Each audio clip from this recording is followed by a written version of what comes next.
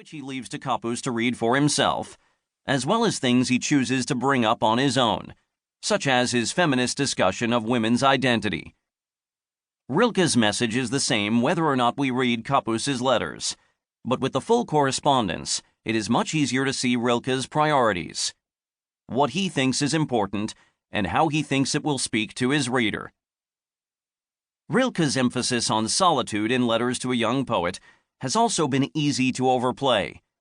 The biographical facts, with Rilke often living separately from his wife and having more or less abandoned their infant daughter, certainly cast him as an arrogant and needy rejecter of intimacy.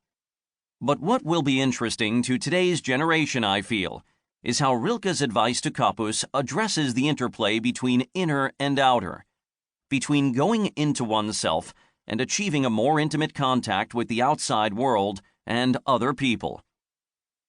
Rilke's solitude was one that paradoxically, or perhaps not so paradoxically, let him speak to individual readers with extraordinary intimacy. The American poet Robert Hass said of Rilke, "His poems have the feeling of being written from a great depth in himself. What makes them so seductive is that they also speak to the reader so intimately. They seem whispered or crooned into our inmost ear." As someone else once wrote, "It is as though one were reading the work inside oneself. So much does it arise from the depths of our intimate experience."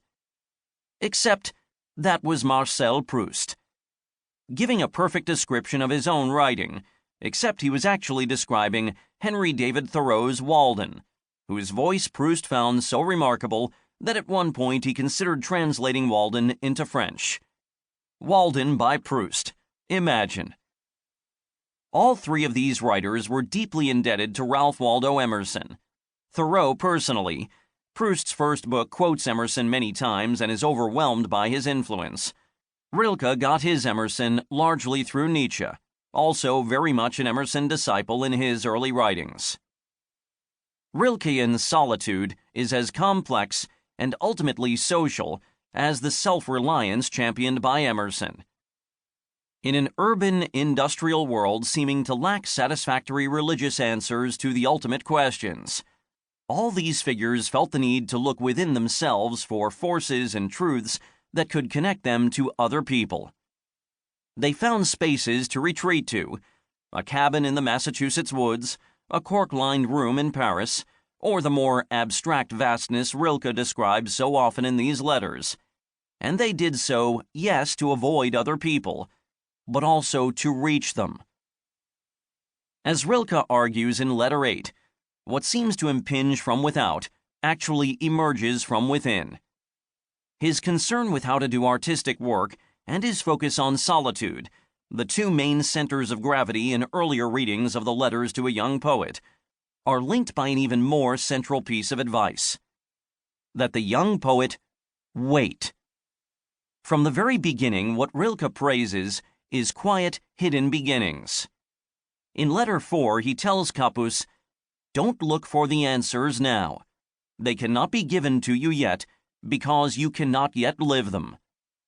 He ends their main correspondence with, "The same as what I've said before. I hope that you can find in yourself enough patience to endure these things." The point of solitude is to give yourself time to grow in your own way, while the ultimate goal remains the difficult task of love and connection. To go with the literal dialogue in this new edition, I have translated Rilke's prose into a more straightforward voice than he is often given in English. This direct, vigorous style, together with the presence of Kappus's letters, is meant to give listeners a better sense of Rilke the real person, in real conversation. All the old pleasures of Rilke's Letters to a Young Poet are still here. Readers have always felt Rilke talking directly to them, and the fact that he is answering someone else's questions, responding to someone else's problems, should not detract from this sense of personal connection. And since the young poet's letters are simply not as good as Rilke's, how could they be? They both make Rilke's empathy and artistry more impressive and risk interrupting it. The editors and I have therefore put